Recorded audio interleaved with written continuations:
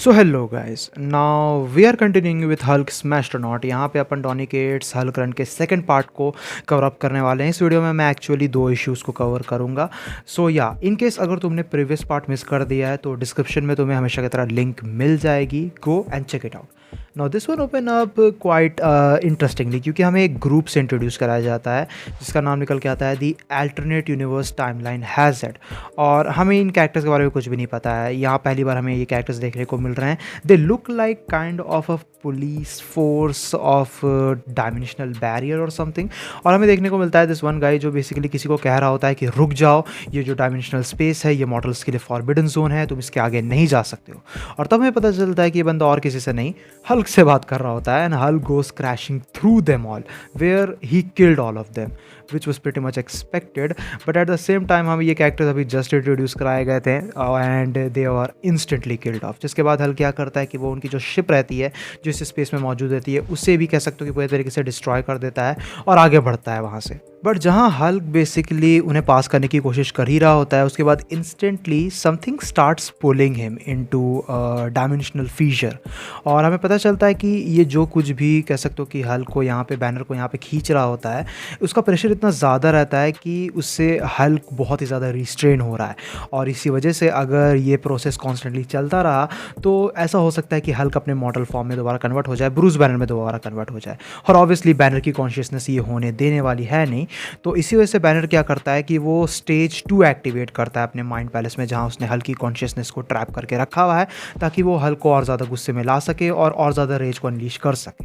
And just like हमें देखने को मिलता था कि स्टेज 1 बेसिकली इन्फिनाइट आर्मीज को कंटेन कर रहा था, stage 2 was bunch of monsters जिन्हें हल्क ऑलरेडी अपने लाइफ में फेस कर चुका है, जैसे कि Fin Fang फूम।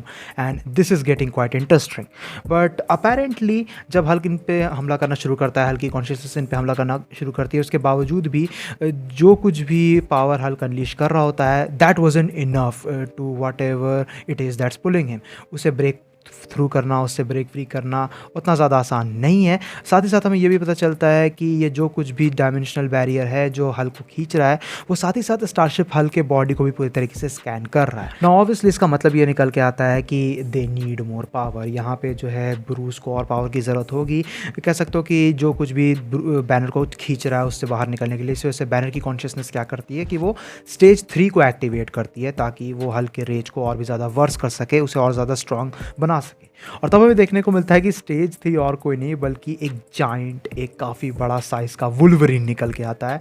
That is really really dope to be honest. और तभी बेटी वहाँ आती है, बेटी अराइव्स देयर, और वो बैनर से कहती है कि किस तरीके से वो हल्क को कह सकते हो कि इस पॉइंट पे पूरी तरीके से ब्रेक कर देगा। इतना ज़्यादा कह सकते हो कि स्टेजेस को पुश करना सही नहीं है। जिस पे बैनर कहता है तुम गलत हो बेटी, he is the strongest one there is.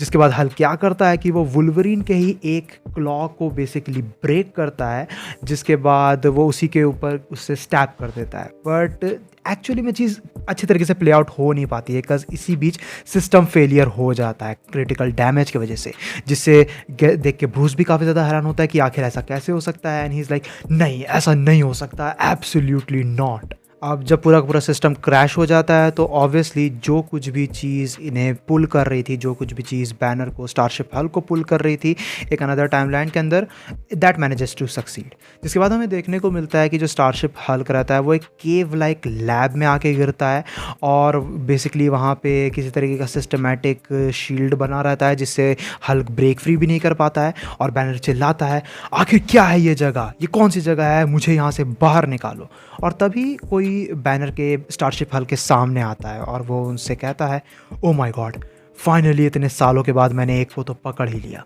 पर तुम डिफरेंट हो, it looks like you have reason to speak. जिस पे बैनर कहता है कि आखिर ये सामने वाला बंदा कौन है, उसने यहाँ क्यों इसे बुलाया है, tell him or he will rip this world in half. जिसके बाद हमें पता चलता है कि ये बंदा और कोई नहीं बल्कि एक डिफरेंट यूनिवर्स का ही ब्रूस बैनर है। जिसका मतलब ये निकल के आता है कि ऑब्वियसली अभी करेंटली हम लोग एक डिफरेंट रियलिटी में मौजूद हैं, एक डिफरेंट यूनिवर्स में मौजूद हैं जिसके बारे में ऑलरेडी हम लोग फेमिलियर नहीं हैं। और उसके बाद ऑब्वियसली बैनर इस चीज़ को ईजिली लेता नहीं है, वो तुरंत ही कह सकते हो कि लैश आउट कर जाता है बॉल्ड बैनर के ऊपर। और उसके बाद वो उससे कहता है बकना चालू करो। नौ इसके बाद जो बॉल्ड बैनर है वो कहता है तुम तो कमाल के हो, मैंने अपनी ज़िंदगी में आज तक तुम्हारे जैसा अबॉमिनेशन कभी देखा नहीं है। Now I am just gonna call him bald Banner ताकि अपन कंफ्यूज ना हो जब मैं इन दोनों कैरेक्टर्स के कॉन्वर्सेशन के बारे में बता रहा हूँ। और ये सुनने के बाद जो स्टारशिप बैनर रहता है, जो अपना बैनर रहता है, वो कहता है आखिर तुमने मुझे अभी भी क्या कहा, जिस पे जो बॉल्ड बैनर है वो ये चीज़ एक्सप्लेन करता है कि किस तरीके से वो उन्हें हार्म नहीं करना चाहता, उसका कोई बुरा मोटिव नहीं है। और अबॉमिनेशन बस एक टर्म है जो उसके सुपीरियर यूज़ करते हैं टू डिस्क्राइब दिस काइंड, जिसका मतलब ये निकल के आता है कि पॉसिबली इस रियलिटी के अंदर मल्टीपल हल्क्स एग्जिस्ट करते हैं। लेकिन साथ ही साथ बॉल्ड बैनर ये भी बताता है कि उसने अपने लाइफ में कभी भी किसी ऐसे गामा मॉन्स्टर्स से कह सकते हो कि इनकाउंटर नहीं किया है, ऐसे गामा मॉन्स्टर को देखा नहीं है जिसके पास ये कैपेबिलिटी निकल के आ सके कि वो सोच सके, वो बोल सके। एंड ऑब्वियसली इसी के बाद फिर बॉल्ड बैनर स्टारशिप हल्क से उसका नाम भी पूछता है, ऑन विच ही सेज मेरा नाम भी डॉक्टर ब्रूस बैनर है, बट कुछ लोग मुझे हल्क कहते हैं। नौ इन सभी के बाद जब बैनर को ये एहसास हो जाता है कि बॉल्ड बैनर कह सकते हो कि डेंजरस नहीं है, तो वो हल्क की कॉन्शियसनेस के जो इंजन रहता है उसे क्लोज कर देता है, उसे रोक देता है। बट जिस मोमेंट ये चीज़ होती है तभी हल्क की कॉन्शियसनेस को उस माइंड पैलेस के अंदर कोई चीज़ नज़र आती है, जहाँ उसे देखने को मिलता है एक काफ़ी बड़ा reddish black titan like figure जो उसके सामने अपीयर होता है। और उसे देखते ही हल्क इमीडिएटली उसके तरफ भागता है और वो कहता है रुको, तुम कौन हो।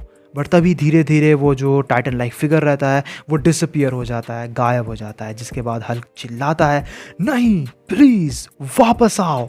और उसके बाद फिर हमें देखने को मिलता है कि जो दोनों अपने ब्रूस बैनर्स रहते हैं, अपना बॉल्ड बैनर और स्टारशिप बैनर, वो दोनों ही बात करना शुरू करते हैं और एक दूसरे को अपनी सिचुएशन के बारे में एक्सप्लेन करते हैं। जहाँ अपना बैनर उसे बताता है, बॉल्ड बैनर को बताता है कि वो हल्क कैसे बना। और फिर हमें इस यूनिवर्स की रियलिटी के बारे में भी पता चलता है कि किस तरीके से यहाँ भी गामा बॉम्ब के ऊपर एक्सपेरिमेंट हुआ था, लेकिन जो जी बॉम्ब एक्सपेरिमेंट था इस यूनिवर्स में वो एक्चुअली में सक्सीड हुआ, उसमें किसी भी तरह की कैजुअलिटी नहीं हुई, but eventually it result into something way worse that we can possibly imagine. Basically हमें ये पता चलता है कि जी बॉम्ब एक्सपेरिमेंट की वजह से यूएस हिस्ट्री का सबसे ग्रेटेस्ट एम्पायर तो बन गया ऑब्वियसली, बट इसी के रिज़ल्ट में उन्होंने बाकी कंट्रीज़ पे बॉम्बिंग करना चालू कर दिया। उन्होंने जो गामा रेडिएटेड बॉम्ब्स थे वो बाकी कंट्रीज़ की तरफ गिराएं and that resulted into a huge catastrophe. और अगर तुम लोग को समझ में नहीं आ रहा है तो तुम इमेजिन करके देखो कि अगर जो गामा रेडिएटेड बॉम्ब्स हैं उन्हें इंटायर वर्ल्ड पे ड्रॉप किया जाए काफ़ी ज़्यादा ह्यूज स्केल पे, तो उसका रिजल्ट कितना ज़्यादा डेडली हो सकता है। If you still haven't figure out, let me break it to you. उसका रीज़न निकल के आएगा, उसका रिजल्ट निकल के आएगा कि पूरे के पूरे ग्लोब में, पूरे के पूरे वर्ल्ड में गामा रेडिएटेड मॉन्स्टर्स भर जाएंगे। मतलब पूरे वर्ल्ड में डिफरेंट कंट्रीज़ में अनस्टेबल हल्क्स भर जाएंगे। और वही चीज़ हुई इस यूनिवर्स के अंदर, क्योंकि इस यूनिवर्स में ऑल अराउंड द ग्लोब यही गामा रेडिएटेड मॉन्स्टर्स भरे हुए हैं, which is mega fucked up. That is also when हमें ये भी पता चलता है कि बेसिकली इस यूनिवर्स के बैनर ने एक्चुअली में इस स्पेस पोर्टल को इसीलिए बनाया ताकि वो इसे एक पिट की तरह यूज़ कर सके और इन हल्क्स को, इन गामा रेडिएटेड मॉन्स्टर को उनके अंदर फेंक सके, जहाँ से स्टारशिप हल्क अपना यहाँ आया है इस यूनिवर्स में। नो ऑब्वियसली जैसे ही अपने बैनर को ये चीज़ पता चलती है तो वो तुरंत ही बॉल्ड बैनर पे स्नैप आउट हो जाता है और वो उसे समझाता है कि ऐसा वो कैसे कर सकता है। इन मॉन्स्टर्स को वो आराम से ऐसे ही वार्म होल्स में फ्लोटिंग करने के लिए छोड़ दे रहा है। This is really dangerous. आखिर ऐसा इसने क्यों किया? जिस पे जो बॉल्ड बैनर है वो बताता है कि ये उसकी गलती नहीं है, उसे फोर्स किया गया था इस चीज़ को बनाने के लिए, इस पेट को में ये सभी चीज़ें करने के लिए। जिस पे स्टारशिप बैनर पूछता है उससे आखिर कौन, किसने ये सब चीज़ तुमसे करने को कहा, who is in charge here. And तब हमें रिवील होता है कि यहाँ पे बेसिकली ये सारा काड़ा धड़ा एक्चुअली में प्रेसिडेंट थंडरबोल्ट रॉस का है, जो और कोई नहीं बल्कि ब्रूस बैनर का फादर इन लॉ निकल के आता है। And that right there is the end of part 2। Now honestly Donny Cates Hulk run is going pretty amazing. जो बाकी के पार्ट्स बचे हैं वो भी बहुत ज़्यादा तगड़े होने वाले हैं, कस चीज़ें अभी और भी ज़्यादा क्रेजी तुम्हें जाते हुए नज़र आएंगी, जिसके बाद finally eventually upon banner of war की तरफ जंप इन कर पाएंगे। वेल, अगर तुम्हें वीडियो पसंद आए तो इस वीडियो को अपना थम्स अप देना, दोस्तों के साथ शेयर करना, चैनल पर नहीं हो तो do subscribe and I will see you guys in the next one. Till then bye, stay tuned, stay awesome.